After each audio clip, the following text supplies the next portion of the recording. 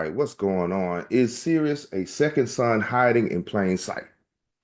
Yep, you heard it. You heard it. What's going on? You listen to King Cam and Ujumbe podcast and Ujumbe's message, and the people have been asking questions, and I got to give them answers. I got to say something, right?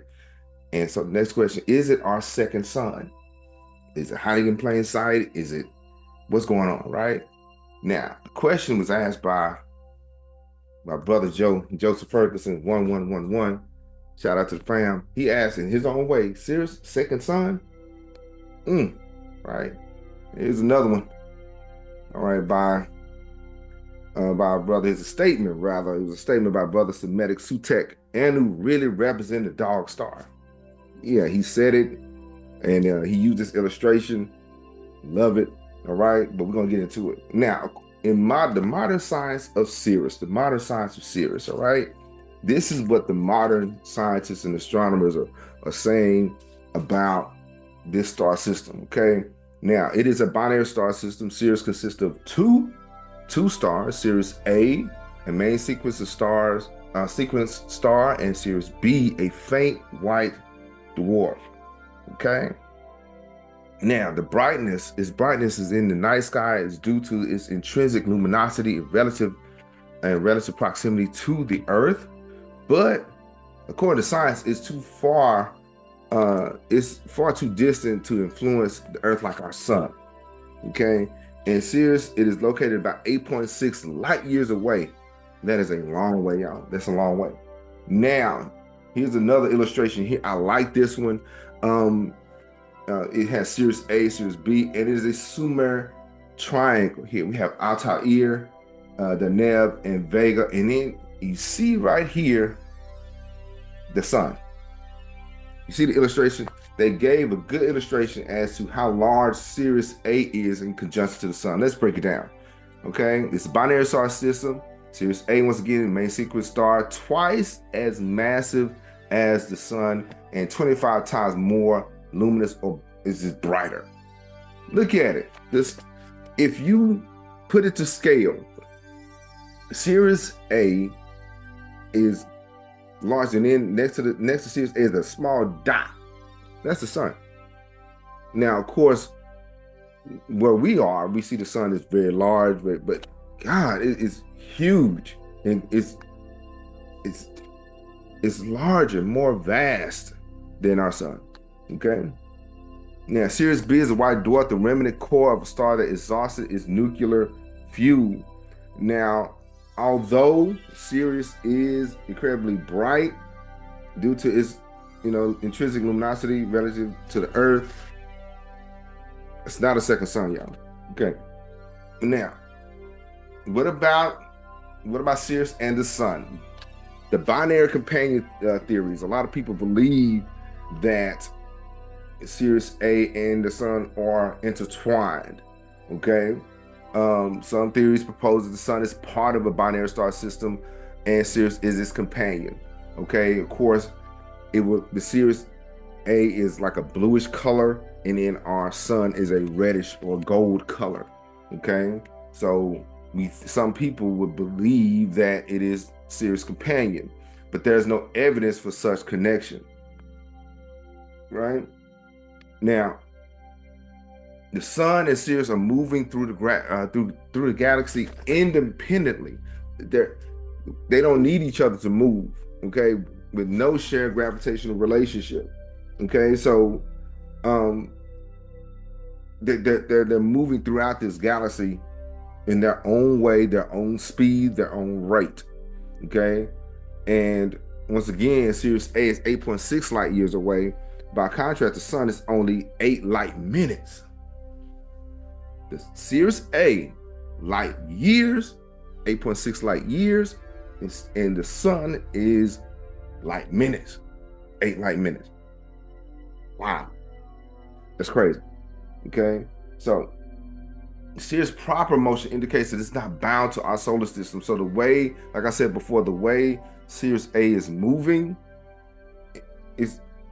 it's not even close. It's not even connected. There's no gravitational pull. There is no, according to science, there's nothing there. It's nothing happening. It's beautiful to see, for sure, but not there, right? Now, but this is according to modern science, okay? Modern science. Of course, the second sun is implied that this star is close enough to exert any gravitational or radiative effects on Earth, which altering climates, tides, or orbital stability. The moon does that more than anything else. Okay, if the moon is off a little bit, oceans are off a little bit, all the things, right? So Sirius does none of these. Okay, its distance is far too great for any meaningful effect. But this is according to modern science. Now, let's get to the ancient science. Let's get to the ancient customs. All right, this is where it gets interesting. Okay, now, agree or disagree or whatever, but we're gonna get into it. Okay, now it may not be a literal second sun, but it held an immense cultural significance throughout the centuries. Okay, we can't disagree with that. Okay, we can't argue with that. Of course, we have Orion on one side here, and then we have the symbolism of Sirius over here. They was always together. We always saw them, right? Now, on the right, we have the modern science representation of Sirius A and B, and on the left, we have this. This thing has arrested my attention. It's called the it's the granite sarcophagus of Ankh from Mdw Ntr, okay, during the late 26th dynasty, okay. It really arrested my attention, and I'm going to break some of this down. As you can see, the binary star system, we may not have two suns, but the Sirius is a binary star system, and the people of Kemet amplified that. They showed that, and we're going to talk about it. Let's go. Now, this is the Mdw Ntr for the star Sirius. This is what it looks like. It has a little star and a little, the half circle there, which means the star is over something, okay? Is above something or someone, right? And then that's the small little pyramid right there, right? They call Sirius in Kemet subdet, S-O-P-D-E-T, subdet, okay? So subdet or subdet, right? So Sirius was associated with the goddess Isis or Aset. Now it depends on the era. Okay, let me be clear. It depends on, is it the Old Kingdom, the Middle Kingdom, or the New Kingdom? There's 4 golden ages, but we'll talk about that later. But in the Old Kingdom, Sirius did represent Aset or Isis, okay, following Osiris across the Milky Way and things of that nature during the Egyptian calendar. Okay, so its heliacal rising first appearance just before sunrise coincided with the annual flooding of the Nile, marking the renewal and fertility. But check this out. Shout out to the family Ethiopia. I noticed this because Sirius on our side of the world rises in September. And get this, in Ethiopia, they celebrate their new year when? In September. Pretty cool. All right. So it's amazing to see that how the Kemetic people saw Sirius and saw Orion, and made that correlation. Okay. Now the Egyptians, to the people of Kemet, Sirius was symbolically important, but they didn't see it as a second sun, I don't think, according to record. But y'all let me know.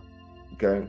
Now here's another illustration of the star Sirius movement. But now, like I said, in the Old Kingdom, it represented Isis, but in the modern, the Middle Kingdom and the New Kingdom, it was just subject. Okay, a Sa'u. All right, so it depends on what's happening, when it is. It kind of interchangeable, right? Now, here's another one. Now, this is the pyramid text. This pyramid text, it says, "O King, you are this great star and the companion of Orion, who traverses the sky with Orion, who navigates the Duat with Osiris. You ascend from the east of the sky, being renewed at your due season." Pyramid text, utterance, page, I think, number 466. But check this out. I said this many times before, the people of Kemet believe that the ancestors will become stars. Okay, they will join the imperishable stars. That's what they say. And shout out to my brother. He registered my grandmother. Our grandmother is a star registry with her name, so she has symbolically became an imperishable star. Okay, but even though she passed many years ago, but for my brothers to do that was really cool. All right. Now, here's another one. Now, the southern half of the astronomical ceiling of the tomb is Sinumut, showing planets, constellations, and the star list, the Metropolitan Museum of Art, New York. They used Orion, they used Sirius as their marking point. Okay, and you see the star charts, the star maps. These people have been doing this for centuries. So if they wrote the stars and drew the stars out at that point, in that time, in that era, that means they have been observing this for hundreds of years before that. That's what it is. When they make these star maps, when they make these designs here in the Mdw Ntr or in the hieroglyphics or on the walls, they have observed those stars for centuries, if not thousands of years. That's crazy. We're going to talk about that in a second. All right, let's go. The Dogon people. Yeah. The Dogon people is an ethnic group in Mali, West Africa. Yeah, we talked about Kemet, but now we got to move it up to the Dogon people. Shout out to Yahya Shabaka. He put me on. It's pretty cool. They are well known for the intricate cosmology, which has fascinated scholars, anthropologists, and astronomers. Their deep spiritual traditions, celestial knowledge, and myths about the stars have drawn interest because of the parallels with modern astronomical understanding. They've been knowing this stuff for a long time. We just not figured it out. Okay, we, including us over here. They said, man, this is old stuff, right? So Baba, he said, what makes this so interesting is the Dogon mastered the relation between the Sun, Orion, and Sirius star systems without modern devices. Shout out to Yahya Sabaka. He told me about this. He said, without modern devices like telescopes, etc., it was them who coined the 3 stars of Sirius. I did not know there was 3. Let me know in the chat. I knew it was a binary star system. I didn't know there was 3. Is there a trinity of stars up there? Let me know in the comment. All right. Without modern devices like telescopes, 3 stars of Sirius, later verified by Western scholars, they used the Makina Fulbe dialect or Fulani dialect to name these stars. 3 stars. I didn't know that. I didn't know. You learn something new every day. All right, you learn something new every day. Now, the Dogon, their system is intricate, spiritual, blending mythology with natural phenomena. Central to their beliefs is the concept of Amma. A-M-M-A, Amma, the creator deity, and a rich mythological narrative about the origins of the universe, humanity, and the stars. Amma, that's very similar to Amun, right? So, and now they call that, I learned this also, they don't call Sirius or the dog star, they call it Sigitolo. They call it Sigitolo. Okay, the Dogon have a special reverence to the Sirius star system. They call it Sigitolo. According to the myths, the companion star is Pultolo. Okay, that is Sirius B. So Sigitolo, Sirius A, Pultolo, Sirius B. Okay, this is smaller. The Dogon also speak of the 3rd star, Imiyatolo. That's the 3rd one. I told you I was gonna get it. Imiyatolo, which is associated with fertility and the feminine aspect of creation. So father, mother, and child. Wow, it's crazy. And they describe the Milky Way as a spiral. Yeah, the Dogon people. they 3-star system, which I didn't know about. Then a spiraling Milky Way before modern science. Before modern science. Okay. Now they possess this knowledge of elliptical orbits, celestial bodies, including relationship between Sirius and the companion star. They incorporated this knowledge into their ritual calendars. Now they had complex ceremonies and knowledge, which was linked to the celestial cycles. They had a thing called the Sugi ceremony, a ritual performed every 60 years to celebrate the renewal of life and the completion of the cosmic cycle.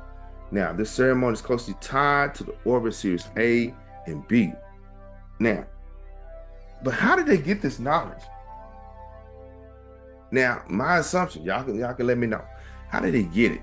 Did the people of Kemet hand it to them, or were they already with the people of Kemet in the Nile Valley, and it was just passed around as common information?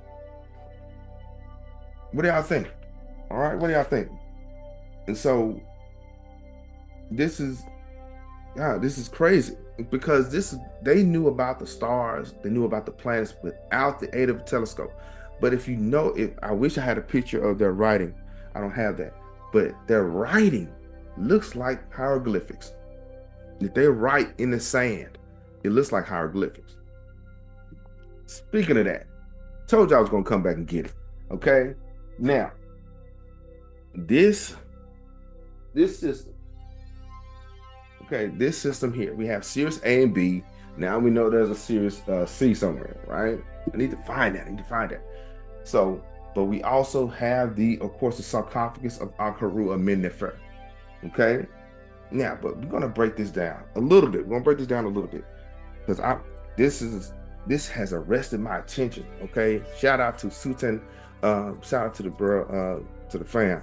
All right, now what I'm using to break this down is the book of Kwame Forth by Day. Okay, the Ru M Haru in Kahir. So this is what I'm using by E.A. Wallace Budge.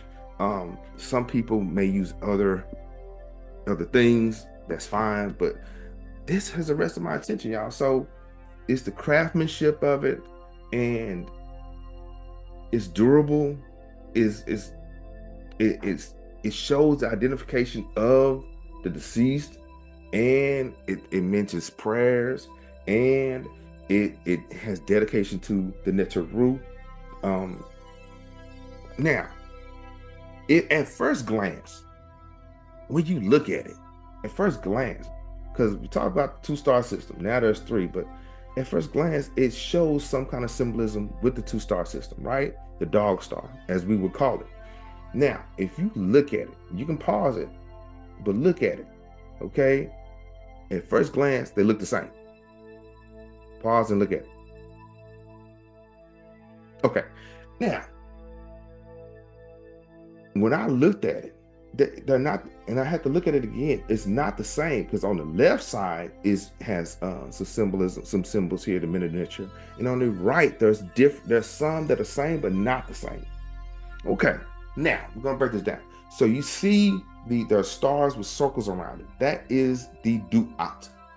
That is the basically heaven, or the ancestral world, okay? And you see the Ankh. It looks like an Ankh, but it's halfway. That is the Shin, okay? The Shin, that means eternal protection, so, or eternal, or eternity, okay? So you see the Shin in quite a few places and spaces. That means this is an eternal thing. This is an ongoing thing, okay?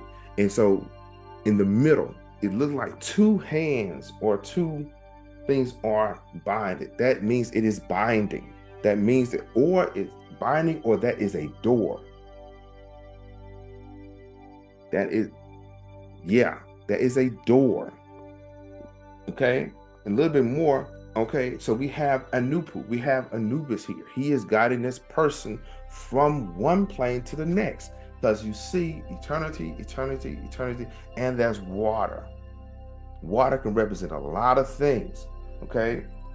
They would call it the new, okay? So this person whoever this person who passed away, he is going from the living to the realm of the ancestors, and Anupu is guiding him across that. Okay, and of course you see that the half under Anupu, there is the half circle and Ta. That means he's above the land, he's possessor of it, and he's the possessor of the Aket, or this person inherited or he possessed that eternal life. Okay, tell me what you think. Now, let me continue. Now, this little item here, okay, this little item here look like a little shaker or whatever. That means he's established. This person is established. It is assured of him. Okay, so on the left side we have that. Okay, so this person is he has eternal life, and he is guided by Nupu. And you see the birds, okay, and you see a bird that is and he is traveling across the Duat, okay, and that basically he is there, he is in this place, he is in the place of the ancestors, okay. And so I'm trying to find one more because I know our time's getting short. But yes, one more thing. This is a door, or this is binding him. Okay, so tell me what you think. But he's bottom line. For the sake of time, this person, he is between. He went from one world to the next. Okay, and he has eternal life in the realm of the ancestors. Okay, you can let me know in the comments. Okay, but that arrested my attention because it shows the binary star system, okay, and it shows that person going from the living plane, the physical plane, to the realm of the ancestors. And who knows, back, but you know, that's because in African customs, our ancestors never leave us. They're always with us, right? All right, here we go.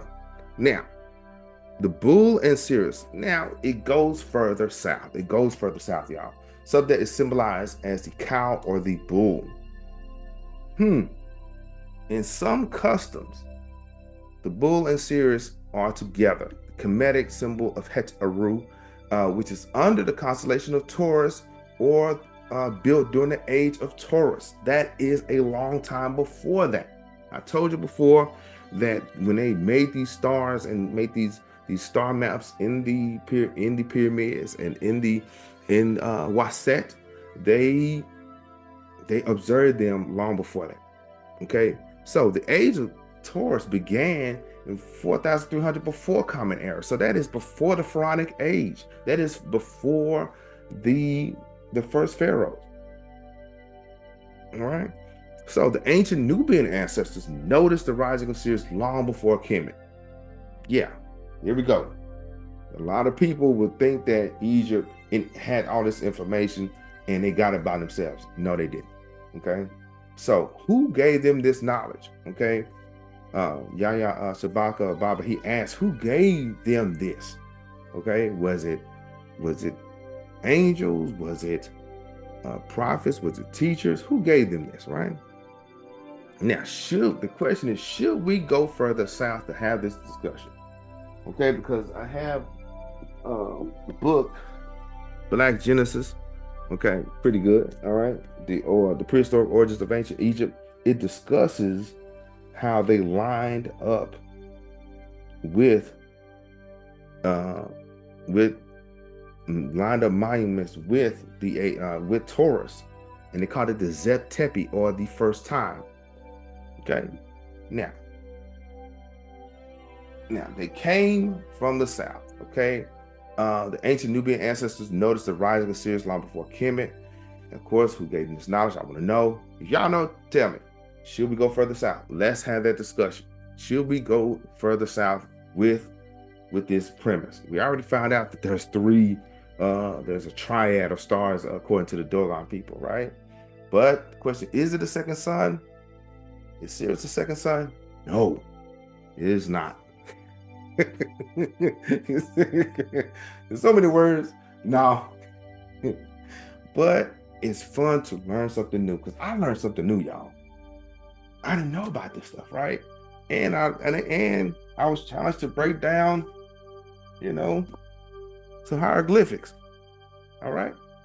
Now, coming up, special topic, Black History Month. Shout out to Sister Blanton. She is one of our esteemed instructional coaches in my district. And so she's asking, am I going to do something for Black History Month? Sure will. Okay. So that's what we're going to do. Let me know in the comments who you want me to talk about or what time frame, because Black history is our history, not just African history. I want, let me know. Tell me in the comments who or what you want me to discuss. Let's go. And after, so Black History Month is February. So after that, we'll do Queens of the South. Okay, or Ladies of the North and South. All right. So I'm excited about that. I'm thinking about rolling that out in March. Okay, so yeah, Black History Month is due, right? The next book we're gonna use is The First Female Pharaoh, Sebek Neferu. Okay, Goddess of the Seven Stars by Andrew Collins. And what's next? We'll answer some more questions. If not, we're gonna do Black History Month. We're gonna go from there.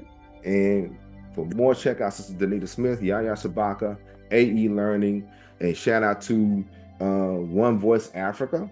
Shout out to them. Okay, much love to the fam. All right, now more books. The Messages of the Sphinx, by Robert Bouval. That's a good book. Sirius Mystery. The Akan of the Africans and the Sirius Star System by Kwame Adapa. Check it out. And here it is. Let me see. The Science of the Dogon, Decoding the African Mystery Tradition, and The Pale Fox. Right? And before we go, our prayers go out to the family in LA. Pray for them. You're in our prayers. We love you guys, and we're thinking about you. We hope all is well, or we hope that you get the help and the things that you need, right? But you're on our hearts and our minds, and you're in our prayers. All right. Is Sirius our second son? We just got to talk about that. And listen to King Cam Ujumbe podcast, and I'll talk to you later.